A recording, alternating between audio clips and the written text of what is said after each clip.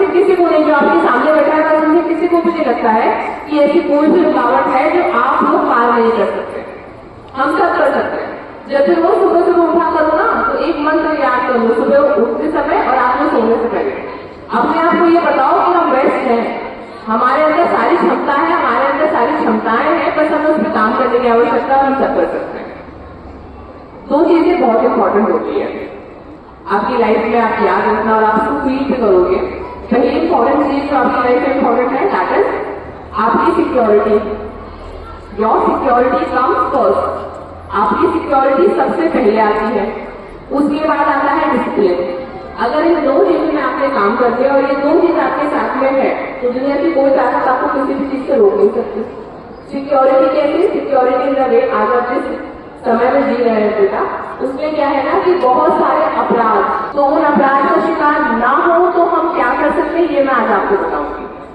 ठीक, आज के समय में पहले भी होते थे महिलाओं के साथ अपराध, लेकिन सेल्फ अवेयरनेस उतनी ज्यादा नहीं थी, उनके पास इतने मौके नहीं थे। वो घर की चार दीवारों में कैद होकर अपना जीवन समझती थी कि मैं महिला हूँ, अच्छा तो मेरा काम क्या है, घर संभालना है, मेरा काम क्या है, रोटी बनाना है, मेरा काम क्या है, बस घर में सबकी देखभाल करना है। लेकिन आज हम जिस समय में जी रहे हैं, उसमें सिर्फ रोटी बनाना इज नॉट इम्पोर्टेंट, रोटी कमाना उससे ज्यादा इम्पोर्टेंट है। यू नो, हमें इतने कैपेबल बनना चाहिए कि हम अर्न करने की भी क्षमता रख सके और संभालने को हम नहीं। We are so multi talented, right? Leaders are so multi talented. हमसे ज्यादा क्षमतावान टैलेंटेड कोई है नहीं, ऐसा मान के चलोगे आप। तो घर संभालना लड़कियों में बहुत अच्छी बात है, लेकिन घर संभाले भी कैसे, उसके लिए फाइनेंशियली भी हम डिपेंडेंट हो जाए किसी पे। आज के समय में रहती है ठीक है, अपने आप को फाइनेंशियली डिपेंडेंट भी बनाइए, सिक्योर भी बनाइए, और फिर आपको जो करना चाहिए वो करिए।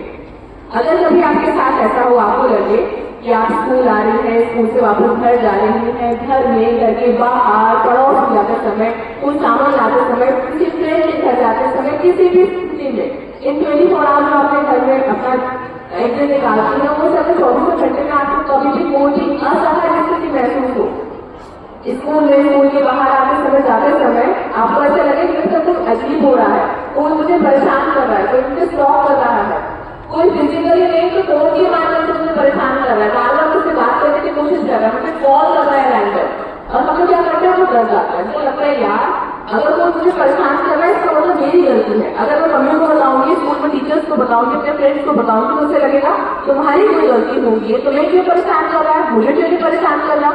तो हम उसे गिल्ट समझते हैं कि अगर किसी को बताऊंगी तो वो मेरे बारे में क्या सोचेगा। इसलिए बहुत सारी लड़कियां अपने साथ जो रोज में हो रहा होता है उसके बारे में बताती नहीं है।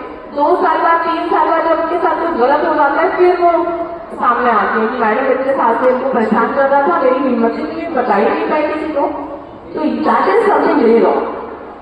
अगर आप शुरुआत में, जैसे कोई जंगली पेड़ है और वो आपके घर में उग रहा है, आप अगर उसको शुरुआत में काट लेंगी ना तो फिर वो बड़ा ही नहीं हो पाएगा।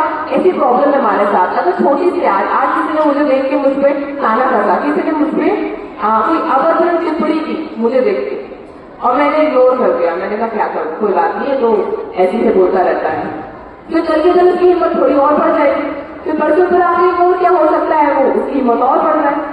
तो हम क्यों वेट कर रहे हैं कि हमारे साथ कोई क्राइम होगी तभी हम कुछ करें। प्रिवेंटिव एक्शन जो होते हैं, आप हमें आगे बताइए, हम उसके लिए आप प्रिवेंटिव एक्शन करेंगे ताकि वो कोई अपराध कर ही ना पाए, उससे पहले ही वो पुलिस की नजर में आ जाए। तो ये कैसे होगा, ये आपकी अवेयरनेस से होगा। हम तो कोशिश करते हैं, एंटी लोगों की टीम निकलती है, हम स्कूल में जाके आपसे संवाद भी करते हैं, लेकिन हर एक व्यक्ति की